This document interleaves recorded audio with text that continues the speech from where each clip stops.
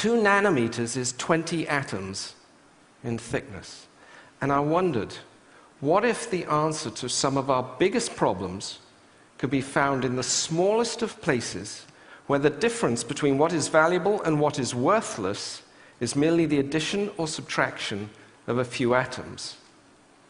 And what if we could get exquisite control over the essence of energy, the electron? So I started to go around the world finding the best and brightest scientists I could at universities, whose collective discoveries have the chance to take us there, and we formed a company to build on their extraordinary ideas. 6.5 years later, 180 researchers, they have some amazing developments in the lab. I'm going to show you 3 of those today, such that we can stop burning up our planet. And instead, we can generate all the energy we need right where we are, cleanly, safely, and cheaply. Think of the space that we spend most of our time. Tremendous amount of energy is coming at us from the sun. We like the light that comes into the room, but in the middle of summer, all that heat is coming into the room that we're trying to keep cool. In winter, exactly the opposite is happening. We're trying to heat up the space that we're in, and all that is trying to get out through the window. Wouldn't it be really great if the window could flick back the heat into the room if we needed it, or flick it away before it came in? One of the materials that can do this is a remarkable material, carbon, that has changed its form in this incredibly beautiful reaction, where graphite is blasted by a vapor, and when the vaporized carbon condenses, it condenses back into a different form. Chicken wire rolled up. But this chicken wire carbon, called a carbon nanotube, is 100,000 times smaller than the widths of one of your hairs. It's 1,000 times more conductive than copper. How is that possible? One of the things about working at the nanoscale is things look and act very differently. You think of carbon as black. Carbon at the nanoscale is actually transparent and flexible. And when it's in this form, if I combine it with a polymer and affix it to your window, when it's in its colored state, it will reflect away all heat and light, and when it's in its bleached state, it will let all the light and heat through, and any combination in between.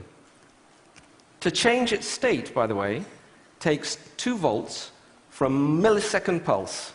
And once you've changed its state, it stays there until you change its state again. As we were working on this incredible discovery at University of Florida, we were told to go down the corridor to visit another scientist. And he was working on a pretty incredible thing. Imagine if we didn't have to rely on artificial lighting to get round at night. We'd have to see at night, right? This lets you do it. It's a nanomaterial, 2 nanomaterials, a detector and an imager. The total width of it is 600 times smaller than the width of a decimal place.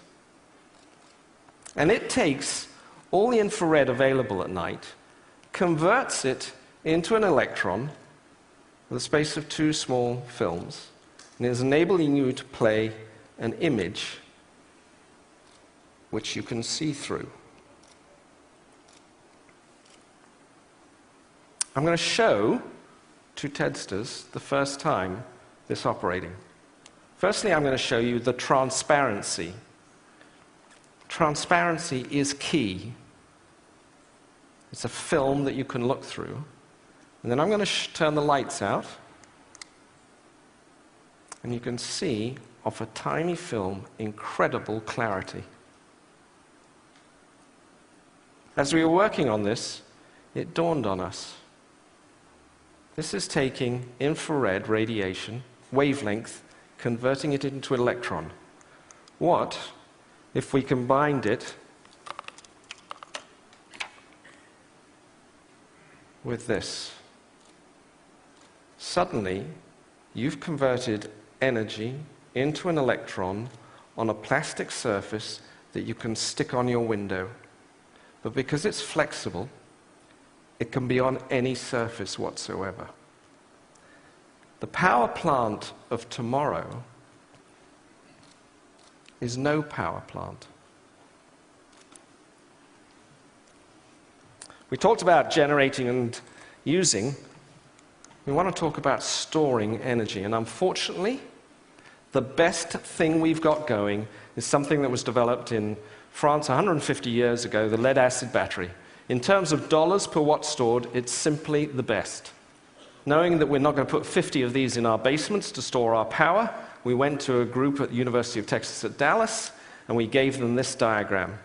It was in actually a diner outside Dallas-Fort Worth Airport. We said, could you build this? And these scientists, instead of laughing at us, said, yeah. And what they built was e-box. e-box is testing new nanomaterials to park an electron on the outside, hold it until you need it, and then be able to release it and pass it off. Being able to do that means that I can generate energy cleanly, efficiently, and cheaply right where I am. It's my energy. And if I don't need it, I can convert it back up on the window to energy, light, and beam it, line of sight, to your place. And for that, I do not need an electric grid between us. The grid of tomorrow is no grid.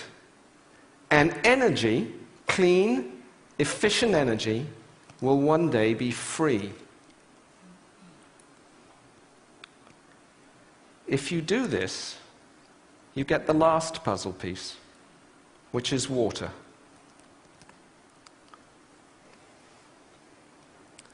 Each of us, every day, need just 8 glasses of this, because we're human.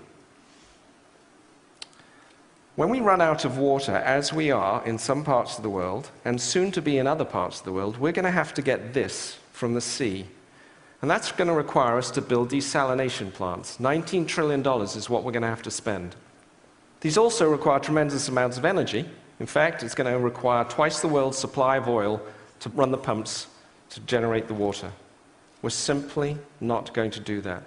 But in a world where energy is freed and transmittable, easily and cheaply, we can take any water wherever we are and turn it into whatever we need. I'm glad to be working with incredibly brilliant and kind scientists, no kinder than many of the people in the world, but they have a magic look at the world. And I'm glad to see their discoveries coming out of the lab and into the world. It's been a long time in coming for me. 18 years ago, I saw a photograph in the paper. It was taken by Kevin Carter, who went to the Sudan to document their famine there. I've carried this photograph with me every day since then. It's a picture of a little girl dying of thirst.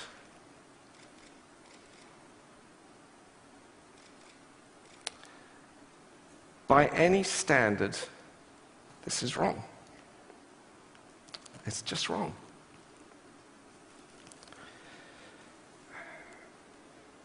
We can do better than this. We should do better than this.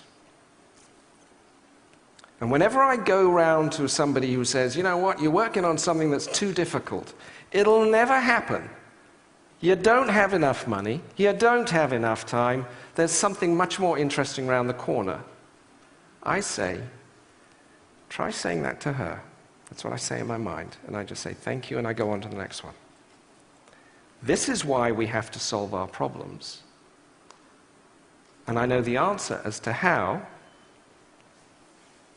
is to be able to get exquisite control over a building block of nature, stuff of life, the simple electron. Thank you.